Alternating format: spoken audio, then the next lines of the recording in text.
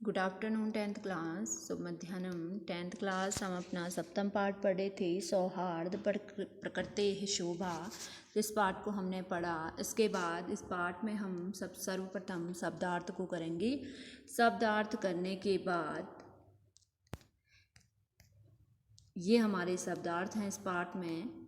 इन शब्दार्थ के बाद हम चलते हैं अभ्यास में। अभ्यास में हमारा पहला क्वेश्चन आज हम अभ्यास करेंगे। पहला क्वेश्चन आंसर करेंगे अभ्यास में। पहला क्वेश्चन है हमारा इसमें, अधोलिखित प्रश्नानाम उत्तराणि एक पदेन लिखत। ठीक है, जो निम्नलिखित प्रश्न दिए गए हैं उनका उत्तर एक पद में ही लिखना है। जो ये क्वेश्चन दिए गए हैं इनके जो उत्तर होंगे वो सिर्फ एक पद में होंगे। किस प्रकार से? पहला क्वेश्चन दिया है इसमें, वनराजः कई दुरवस्थां प्राप्तः।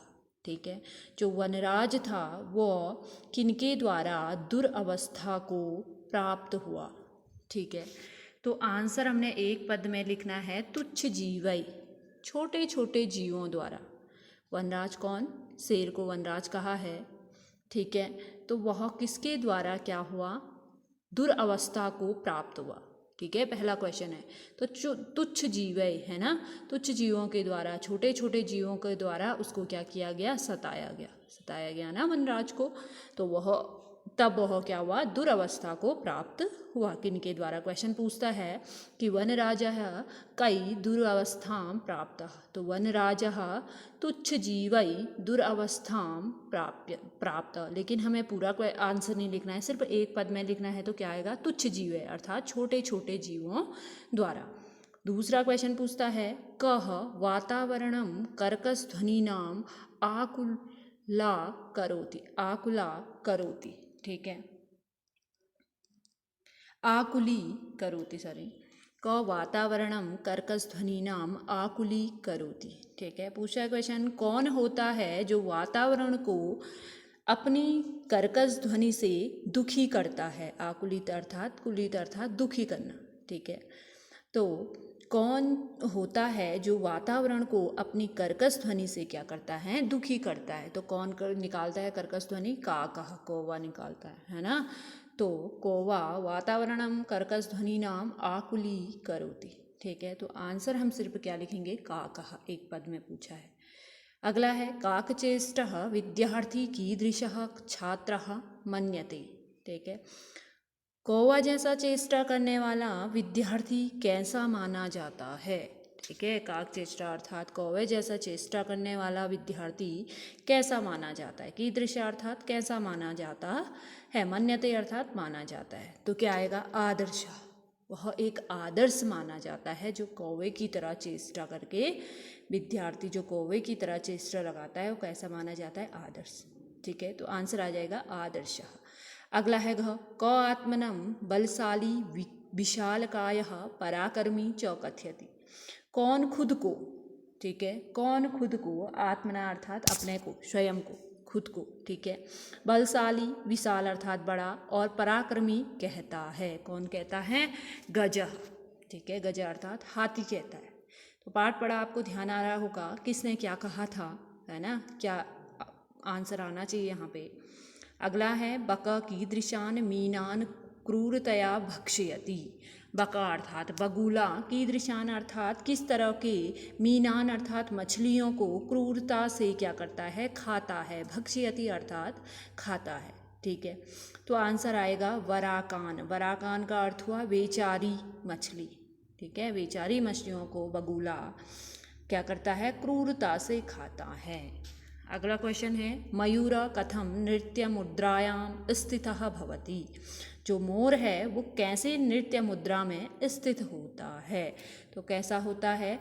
पृच्छान उद्घाटया, अपने पंखों को खोल करके, ठीक है, वह नृत्य की मुद्रा में स्थित होता है। अगला क्वेश्चन है, अन्ते सर्वे मिलित्वा कस्य राज्याभिषेकाय तत्परा भवति।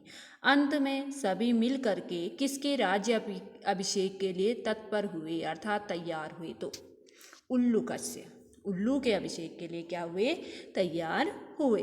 ठीक है, अस्मिन् नाटके कति पात्राणि सन्ति। इस नाटक में कितने पात्र थे? हैं, तो एकादश, ठीक है, 11 पात्र इसमें थे जिनकी क्या हो रही थी, चर्चा हो रही थी राज्याभिषेक की। ठीक है, ये थे हमारे एक पदेन उत्तरत, एक पद में हमने उत्तर देने थे। अगला क्वेश्चन है हमारा, अगला क्वेश्चन है अधोलिखित प्रश्नानाम उत्तराणि पूर्ण वाक्येन लिखत। ठीक है, पूर्ण वाक्य में आप अपनी किताब से भी इन क्वेश्चन आंसरों को छांट सकते हो, लेकिन मैं यहाँ पे क्वेश्चन आंसर क्या पूछा गया है उसका हिंदी में अर्थ बता दूंगी कि क्या पूछा है, और फिर इसके क्वेश्चन आंसर मैं भेजूंगी, आप उनको करोगे अपने कॉपी में। ठीक है, तो बता देती हूँ, क्वेश्चन समझाती हूँ कि क्या पूछा गया है इन क्वेश्चनों में। ठीक है, पहला क्वेश्चन पूछता है निसंशयम कः कृतान्तः मन्यते।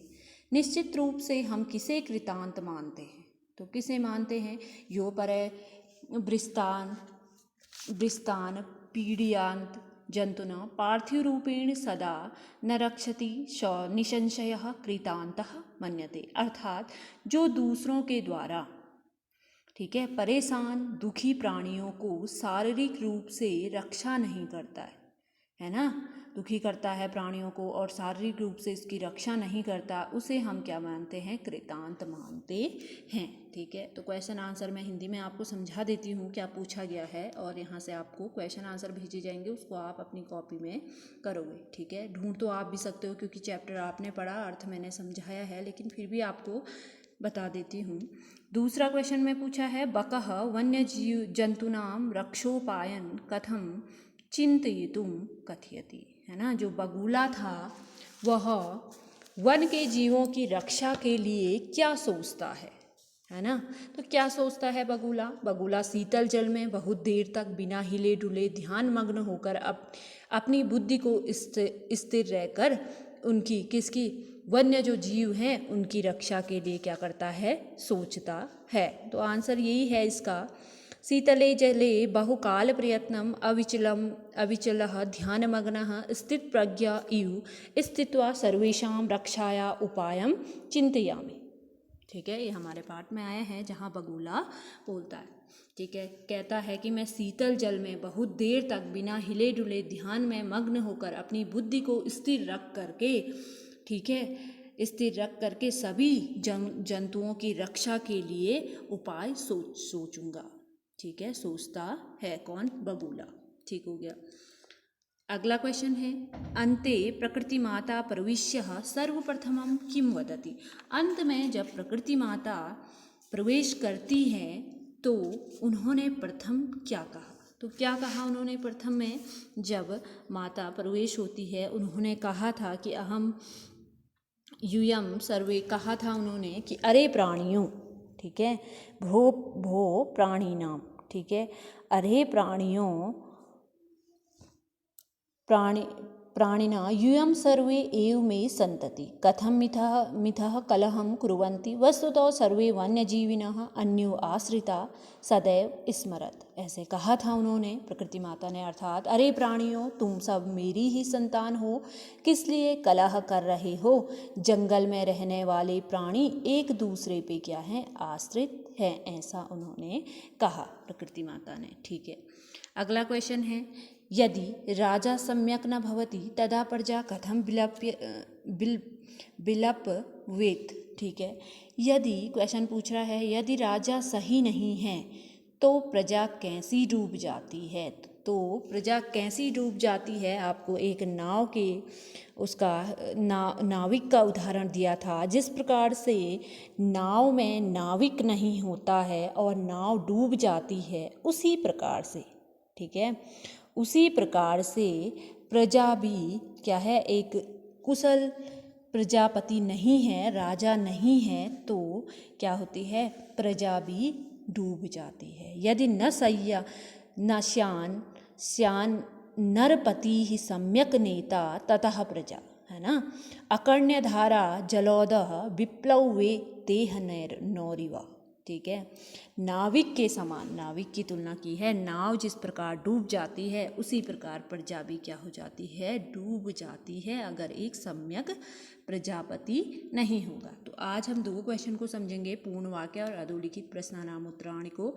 इसको आप अपनी कॉपी में करोगे। पूर्ण वाक्य आपको, दोनों क्वेश्चन आपको भेजे जाएंगे, उसको आप अपनी कॉपी में करोगे। इससे आगे आपको अगले दिन पढ़ाया जाएगा।